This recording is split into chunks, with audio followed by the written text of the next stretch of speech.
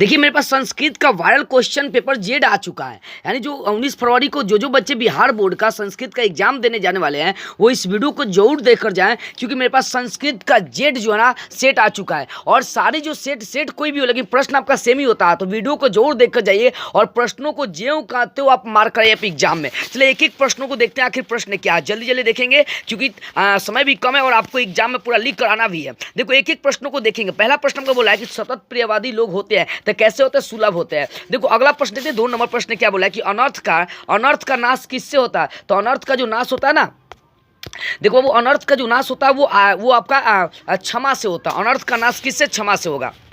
अगर 3 नंबर बोले सीमंतोन्नयन संस्कार का प्रयोजन किया जाता है तो गर्भस्थ में संस्कारों का आरोपण करने के लिए किया जाता है। ठीक है। अगला प्रश्न बोला कि भारतीय जीवन दर्शन का महत्वपूर्ण उपादान क्या है? तो वो संस्कार है। आपको ऑप्शन सी हो जाएगा। किसान संस्कार कहाँ हो? तो आपका ऑप्शन हो जाएगा ए, गुरुगृह में हो जाएगा। आगे संस्कार कितने प्रकार के होते हैं? संस्कार टोटल संस्कार कितने प्रकार के होते हैं? 5 प्रकार के संस्कार होते हैं। अगला प्रश्न बोला 7 नंबर स्वर्ग पौर्ग स्मर्द मार्गभूत है कौन सा देश है? तो वो देश आपका कौन सा? आपका भारत है। स्वर्ग और मोक्ष प्रदान करने वाला देश है वो। आगे 8 नंबर प्रश्न देखिए क्या है। 8 नंबर प्रश्न बोल रहा है कि देखो 8 नंबर प्रश्न में हमारी मातृभूमि कैसी है? तो वत्सला, निर्मला, विशाला। तो ऑप्शन मारेंगे डी, इनमें से सभी मारेंगे। विशाला मतलब इनमें से सभी हो जाएगा, आपका ऑप्शन डी हो जाएगा। ठीक है। गांधी दर्शन से प्रभावित कौन सी रचना है? तो वो सत्य गांधी जी से प्रभावित सत्याग्रह गीता होगा। ठीक है। आगे कंपन राय का समय तो 14वीं सदी माना है, तो आपका ऑप्शन भी हो जाएगा। आगे 11वां प्रश्न में बोल रहा है कि व्याघ्रपति कथा में दान धर्मादिकम चरतु भवान किसका कथन है? तो ये कथन जो है ना ये आपका बाघ का है। ऑप्शन आपका हो जाएगा सी हो जाएगा। 12वां प्रश्न बोल रहा है कि वयसी प्रथमे सूत्र में डीप प्रत्यय किस में लगा? तो डीप प्रत्यय इसमें पत्नी में लगा हुआ है। अगला प्रश्न देखते हैं 13 नंबर। 13वां प्रश्न बोला मृदु जो तल से आपका बनेगा मृदुता बनेगा। अनियर किस में लगा हुआ है? तो अनियर आपका चिंतियम में लगा हुआ। ऑप्शन आपका ए हो जाएगा 14 का। 15वां बोला है मनुष्य जो तवम। तो मनुष्य जो तवम में कौन सा तदित पढ़ते हैं? तो तदित पढ़ते हो जाएगा, आपको ऑप्शन भी हो जाएगा। 16वां प्रश्न बोला लोभ के दुष्परिणाम का वर्णन किस पाठ में है? तो व्याघ्रपति के कथा में है। ठीक है। हितोपदेश कैसा ग्रंथ है? तो ऑप्शन बी मानेंगे बाल कथा ग्रंथ, आपका ऑप्शन बी हो जाएगा। आगे किस शब्द का देखो ध्यान दीजिएगा, किस शब्द का तीनों लिंगों के में एक समान, किस शब्द का रूप जो है ना तीनों लिंग में एक समान होता है? तो आपका युष्मद होता है, आपका ऑप्शन ए हो जाएगा। ठीक है। 19वां प्रश्न बोला है कि किस पद में अनु उपसर्ग नहीं है? किस में अनु उपसर्ग नहीं, आपको ये बताना है। तो देखो अनन्य में अनु उपसर्ग आपका नहीं है। आगे देखते हैं 20वां प्रश्न देखते हैं। हितोपदेश के रचनाकार कौन है? तो हितोपदेश का नारायण पंडित हो, आपका ऑप्शन भी हो जाएगा। आगे 21वां प्रश्न देखते हैं किस संधि में स्वर वर्ण के विकार का परिवर्तन होता है? चाहे स्वर वर्णों में विकार होता है तो आपका स्वरित संधि में होता है, क्योंकि स्वर में परिवर्तन स्वर में होगा। अगला प्रश्न देखते हैं 22 नंबर बोला कि यद्यपि में किन किन वर्णों की संधि हुई है? तो ई प्लस अ का संधि हुआ, ऑप्शन आपका डी हो जाएगा। आगे बोल रहा है 23 नंबर प्रश्न कि विसर्ग संधि का उदाहरण कौन सा है? तो विसर्ग संधि का उदाहरण पूछ रहा है कौन सा है? विसर्ग संधि का उदाहरण, तो बोले विसर्ग संधि का उदाहरण कौन सा है? तो निरह जोड़ होगा, आपका ऑप्शन हो जाएगा ए। ठीक है, निरोग। अगला देखते हैं 24 नंबर संस्कृत साहित्यम का विग्रह क्या होगा? था संस्कृतस्य साहित्यम, आपका जिसमें से जुड़ गया वो उसका विग्रह रूप होता है। वेदांत दर्शन के प्रवर्तक आचार्य कौन? तो वेदांत दर्शन के आपका कपिल है। अशांति के निवारण का उपाय किस पाठ में वर्णित है? तो विश्व शांति में वर्णित है। अगला बोले किससे असहिष्णुता का जन्म होता है? तो द्वेष से होता है, आपका ऑप्शन डी हो जाएगा। 28 नंबर प्रश्न देखते हैं बोले पर पीड़न से क्या होता है? तो आत्मनाश होता है, आपका ऑप्शन ए हो जाएगा। किससे शांति होती है? तो शांति जो था परोपकार से होता है, आपका ऑप्शन बी हो जाएगा। एकह जोड़ एकम का संधि विच्छेद क्या होगा? तो एक एकम हो जाएगा, आपका ऑप्शन सी हो जाएगा। बोले वही का अर्थ क्या होता है? तो वही का अर्थ आग होता है। अगला प्रश्न 32 नंबर देखते हैं। बोल रहा है कि गुरु गोविंद सिंह का जन्म स्थान किस नाम से प्रसिद्ध है? तो गुरुद्वारा का नाम से प्रसिद्ध है, बी हो जाएगा। बोला कि देखो अगला प्रश्न है पटना नगर की पालिका देवी कौन है? तो आपका है पटन देवी है। आगे 34 नंबर प्रश्न देखते हैं। बोला कि पाटलिपुत्र पटना नाम से कब प्रसिद्ध हुआ था? तो मध्यकाल में प्रसिद्ध हुआ था। बोला दधी शब्द का रूप किसके समान चलता है? तो दधी का अक्षी के समान चलता है। आगे देखते हैं 36वां प्रश्न। गच्छेयु पद में कौन सी धातु है? तो गच्छेयु में आपका गच्छ धातु का भी हो जाएगा। भूज और तुमुन से कौन सा शब्द बनेगा? तो भवितुम बन जाएगा, आपको ऑप्शन डी हो जाएगा। 38 नंबर बोल रहा है कि किस पद में ठक लगा है? तो ठक प्रत्यय आपका सामाजिक में है। नारी में कौन सा स्त्री प्रत्यय? तो डीप स्त्री प्रत्यय आपका हो जाएगा। बोला भानती भानती, भानती में कौन सा धातु है? तो भानती, भानती में आपका कौन सा धातु? तो भन धातु धातु हो जाएगा, आपका ऑप्शन हो जाएगा ए। अगला प्रश्न देखते हैं 41वां, मंदाकिनी वर्णम पाठ में राम किसको मंदाकिनी दिखा रहे थे? सीता को। मंदाकिनी में कौन स्नान करते हैं? तो ऋषिगण करते हैं, ऑप्शन आपका बी हो जाएगा। बोला मंदाकिनी वर्णम पाठ में कुल कितने पद है? तो मंदाकिनी वर्णम पाठ में कुल आपका 10 पद है, इसमें से ऑप्शन मार लेंगे ये वाला डी। ठीक है, अगला प्रश्न देखते हैं 44 पर मुन्य ऊर्ध्व बाहव नियमतात उपतिष्ठन्त, यानी मुनि जो है ना किसको देखकर अपनी बाहों को उठाकर पूजा करते हैं? तो आदित्य में यानी सूर्य भगवान का ऑप्शन मार लेंगे बी। अगला प्रश्न लोग देखते हैं स्वामी दयानंद के गुरु कौन थे? तो स्वामी दयानंद के गुरु विरजानंद थे, ऑप्शन हो जाएगा डी। ठीक है, स्वामी दयानंद का जन्म कब हुआ था? तो 1824 में हुआ था। यहाँ पर ऑप्शन मार लीजिएगा आप सी, ऑप्शन क्या मार लेंगे? सी। स्वामी दयानंद को शिक्षा किस भाषा में मिला था? संस्कृत भाषा में मिला था, आपको ऑप्शन ए हो जाएगा। आगे सत्यार्थ प्रकाश के लेखक कौन है? तो आपका स्वामी दयानंद ही, आपका ऑप्शन बी हो जाएगा। अगला प्रश्न बोल रहा है 49 नंबर, राम प्रवेश राम के परिवार में कितने लोग थे? तो राम प्रवेश राम के परिवार में 4 लोग थे। अगला प्रश्न 50 नंबर बोल रहा है कि उद्योगी पुरुष चिन्हम उपैति लक्ष्मी उक्ति चरितार्थ किस पाठ से लिया गया? तो कर्मवीर कथा से लिया गया। अगला प्रश्न हम लोग देखते हैं, बोले 51 नंबर, संबोधने च सूत्र से प्रथम व्यक्ति किसमें हुआ था? संबोधन किस में? हे मोहन में, यानी ऑप्शन डी हो जाएगा। देखो संबोधन किस में लगा? बोला किस पद में अ उपसर्ग है? तो अवकाश में, आपका ए हो जाएगा।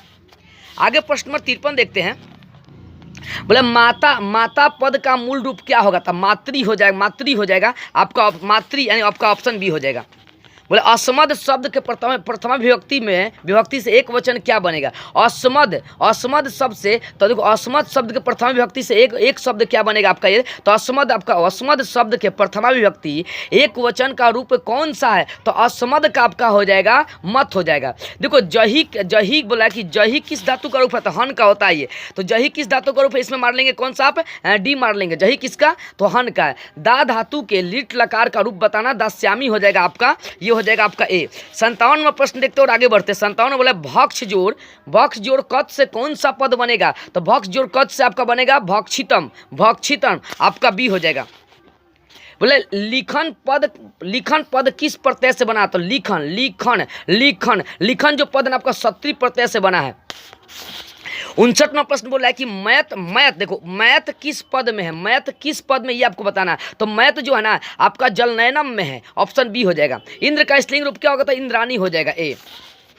आगे देखते 61वां प्रश्न देखते और समझते। 61वां प्रश्न में लौकिक संस्कृत साहित्य कवित्रियों में प्रथम कल्पा कौन थी? तो प्रथम कल्पा कौन? विज्ञांका थी, ऑप्शन आपका हो जाएगा सी।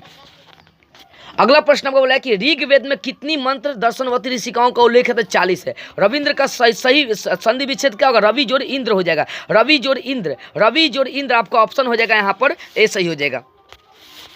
64वां प्रश्न बोला है कि अन्यानम में कौन सा समास? अन्यानम, देखो अन यहाँ पर अन्यानम नक समास हो जाएगा आपका। अगला 64वां प्रश्न देखते हैं, बोला कि आरक्षी लूट कांटे त्रायते मतलब तीन के बाद वाला आपका हो जाएगा तीसरा ऑप्शन के बाद आपका होगा आख्या तोप योगे, आपका ऑप्शन डी हो जाएगा। देखो उभयता, बोले उभयता मतलब दोनों होता है, ठीक है ना। 66वां प्रश्न उभयता अव्यय के योग से कौन सी व्यक्ति होता है? उभयता मतलब दोनों मतलब द्वितीय निकल जाएगा। अगला प्रश्न देखते हैं, अत्यधिकम में कौन सा उपसर्ग है? तो अत्यधिकम में अति उपसर्ग हो जाएगा आपका, बी हो जाएगा, ये वाला बी होगा, बी मारेंगे, ठीक है, सी नहीं मारेंगे। आलस कथा पाठ में मिथिला का मंत्री कौन? तो वीरेश्वर है, आपका ऑप्शन हो जाएगा सी। अगला प्रश्न लोग देखते हैं, देखिए अगला प्रश्न लोग देखते हैं 69वां प्रश्न, आलस कथा के लेखक कौन है? तो आलस कथा के जो लेखक है वो विद्यापति, आपका ऑप्शन हो जाएगा डी। आगे 70वां प्रश्न बोला है तर्क्यते यदस्मिन् गृह अग्नि लग्नो अस्ति, ऐसा किस आलसी ने कहा था? द्वितीय आलसी ने कहा था, आपका ऑप्शन हो जाएगा बी। आगे राम प्रवेश, देखो प्रश्न बोला कि राम प्रवेश राम किस परीक्षा में विश्वविद्यालय में प्रथम स्थान प्राप्त किए थे? तो स्नातक परीक्षा में प्रथम स्थान प्राप्त किए थे। आगे है प्रशासन ने बिखन टोला से 1 कोस की दूरी पर क्या बताया था? प्राथमिक विद्यालय बैठाया था, यहाँ पर आपका ऑप्शन कौन सा हो जाएगा? सी हो जाएगा। अगला प्रश्न बोला अंतरा अंतरे युक्ते किस सूत्र में लगा है? तो ज्ञानम अंतरेन न मोक्षम में लगा हुआ अंतरा अंतरे। बोले जीवनस्य चरितम का समस्त पद क्या होगा? जीवन चरित्रम हो जाएगा, जीवन चरित्र हो जाएगा, आपका हो जाएगा ये वाला ए हो जाएगा। चतुरानन किसको ब्रह्मा को कहते हैं, जिसका अर्थ निकलता बहुबरी हो जाएगा, इसका डी हो जाएगा।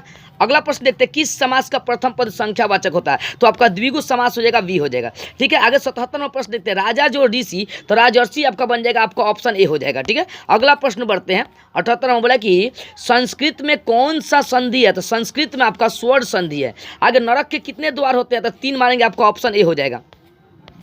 आगे बोला 80 पर बोला रूप की रक्षा किससे होती है, तो रूप की रक्षा श्रृंगार मतलब मिर्जा से होता है, आपका ऑप्शन बी हो जाएगा। 81वां प्रश्न बोला किस पद में स्वर संधि नहीं है, तो कसीचत में आपका स्वर संधि नहीं है, डी हो जाएगा। बोला किस समास का प्रथम पद अव्यय होता है, अव्यय तो अव्ययी भाव का प्रथम पद अव्यय होता है। आगे देखते उपनगरम का विग्रह क्या हो जाएगा, तो नगरस से समीपम हो जाएगा, आपका ऑप्शन सी हो जाएगा। अगला प्रश्न देखते 84 नंबर बोला वीणा अव्यय के योग में कौन सी विभक्ति हुई है, तो वीणा में आपका चतुर्थी विभक्ति हुई है। अगला 85वां प्रश्न बोल रहा है 85 नंबर उदिते सूर्य देखो प्रश्न समझिए 85 नंबर बोला उदिते सूर्य च स्नाति वाक्य में सप्तमी विभक्ति कौन सा सूत्र से हुआ है, सप्तमी विभक्ति, तो देखो सप्तम सूर्य की पूजा लक्षण से, लक्षण में आपका जाएगा यश च भावेन भाव लक्षण है, आपका ऑप्शन बी हो जाएगा। अगला प्रश्न बोल रहा है कि अनुक्त कर्ता में कौन सी विभक्ति होती है, तो अनुक्त कर्ता में, तो कर्ता ने यानी मतलब अनुक्त कर्ता में सप्तमी विभक्ति आपका निकल जाएगा, यहाँ से ए हो जाएगा। अगला कर्ण भार रूपक किनकी रचना, तो कर्ण भार जो है ना आपका भास की रचना है, आपका ए हो जाएगा। आगे बोल रहा है कर्णस्य दानवीरता पाठ में ब्राह्मण वेश में कौन प्रवेश करता है, तो वो शक्र प्रवेश करता है, ये हो जाएगा। देखो 99 नंबर प्रश्न बोल रहा है कि कर्ण सर्वप्रथम शक्र से क्या मांगा था, तो वो गाय मांगा था, आपका ऑप्शन बी हो जाएगा। आगे देखते हैं प्रश्न नंबर 90 बोला कर्णस्य दानवीरता पाठ में न दत्तम किनकी युक्ति है, तो ये शक्र की युक्ति है।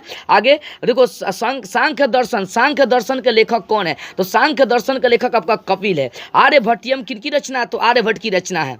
आगे प्रश्न देखते हैं 93 नंबर 93 में बोलेगा दीप प्रत्यय किस पद में है, दीप, तो दीप आपका श्रीमती में है। लघु जोड़ तमप में कौन सा, तो लघु तमप ऑप्शन देखते जरा सा सब, लघु तमप में कौन सा, तमप से कौन सा शब्द बनेगा, तो लघुत्तम बनेगा, आपका ऑप्शन ए हो जाएगा। आगे देखते 95 नंबर प्रश्न बोला कि प्रदाय में कौन सा प्रत्यय है, तो प्रदाय मतलब लेप प्रत्यय हो जाएगा, आपका ऑप्शन ए हो जाएगा। आगे बोल रहा है 56 नंबर की भौ किस लकार का रूप है, तो भौ जो होता है आपका लोट लकार का रूप होता है, वी हो जाएगा। आगे 97 नंबर प्रश्न देखते हैं 97 बोले बालक शब्द के समान किस शब्द का रूप चलेगा, तो बालक शब्द के समान जो रूप चलता है वो देव का चलेगा। ठीक है, अगला प्रश्न देखते हैं 98 नंबर बोल रहा है कि निर्माणम में कौन सा उपसर्ग है, तो निर उपसर्ग हो जाएगा, आपका ऑप्शन डी हो जाएगा। और 99 नंबर प्रश्न देखते बोले सीतारामम अनुगछति, तो सीताराम जाते हैं, पहली बार वहां पर गए थे मंदाकिनी में, तो यहाँ पर कर्तारी प्रथमा हो जाएगा आपका। ठीक है, अगला राज्ञा पुत्र का समस्त पद क्या होता है, राजपुत्र हो जाएगा, आपका ऑप्शन ए हो जाएगा। इस तरह से मैंने संस्कृत का 100 ऑब्जेक्टिव करा दिया, और ये 100 का 100 ऑब्जेक्टिव सेम आपके एग्जाम में 100% लट जाएंगे। इस वीडियो को आप पूरा देख लीजिए।